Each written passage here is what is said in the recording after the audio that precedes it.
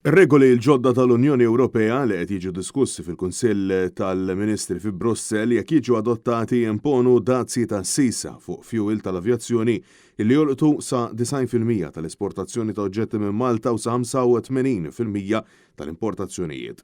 Dan ipoġġi lil Malta fi żvantaġġ kompetittiv ieħor meta mqabbel mal-Ewropa. Sostna dan il-kandidat għal membri parlamentari Ewropej Peter Agius meta kienet jitkellem dwar l-impatt tad-direttiva proposta tal-Unjoni Ewropea fuq l-ekonomija ta' Malta.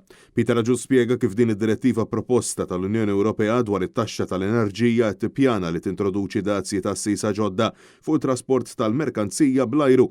Dan apparti żidiet fil-prezzijiet diġà msemmija fuq titjiriet tal-passiġġieri.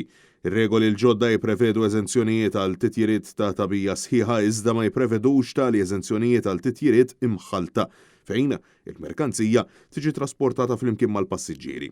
Peter Agius qal li Malta hija mistennija li tħallas l-ogħla prezz fost l-Istati Membri tal-Unjoni Ewropea bir-regoli proposti jinkludu eżenzjoni għal movimenti tal-ajru ta' tabija kollha iżda mhux għal ajruplani ta' merkanzija u passiġġieri Malta.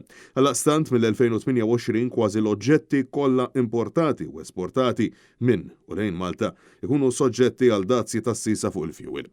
Peter Agius qal li Malta għandha bżonn mekkaniżmu ta' protezzjoni permanenti biex il-Green Deal tal-Unjoni Ewropea tkun suċċess għal kulħadd.